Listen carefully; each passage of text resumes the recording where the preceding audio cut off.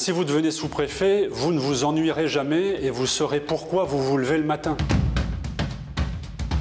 Je m'appelle Olivier Jacob, je suis préfet et je suis directeur du management de l'administration territoriale et de l'encadrement supérieur au ministère de l'Intérieur et des Outre-mer. Que faisiez-vous avant ?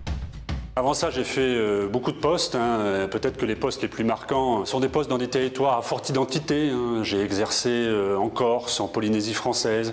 Mais j'ai eu également au cours de ma carrière des postes qui m'ont fait venir à Paris, au ministère de l'Outre-mer, ou également dans des cabinets ministériels. Ça existe, le profil type d'un sous-préfet ? Il n'y a pas de sous-préfet type. On recrute beaucoup de profils divers. En revanche, on essaye d'avoir des sous-préfets qui répondent à certaines qualités. Quand on est sous-préfet, il faut aimer bien évidemment servir l'État, l'intérêt général. Il faut démontrer des qualités telles que de l'autorité, de l'empathie également vis-à-vis des populations que l'on sert. Il faut avoir des qualités managériales, il faut avoir aussi quelques compétences, quelques expertises en matière juridique, en matière de droit des collectivités locales par exemple, ou en matière budgétaire.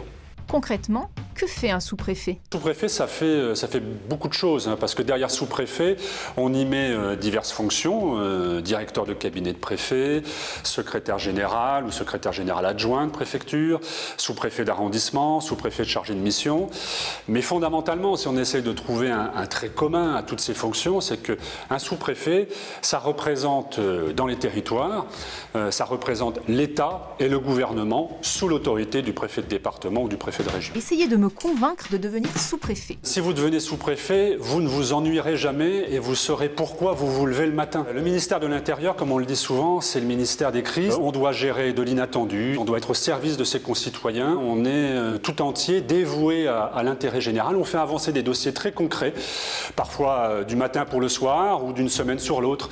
On est vraiment au dernier kilomètre au service des territoires et des gens qui habitent dans ces territoires.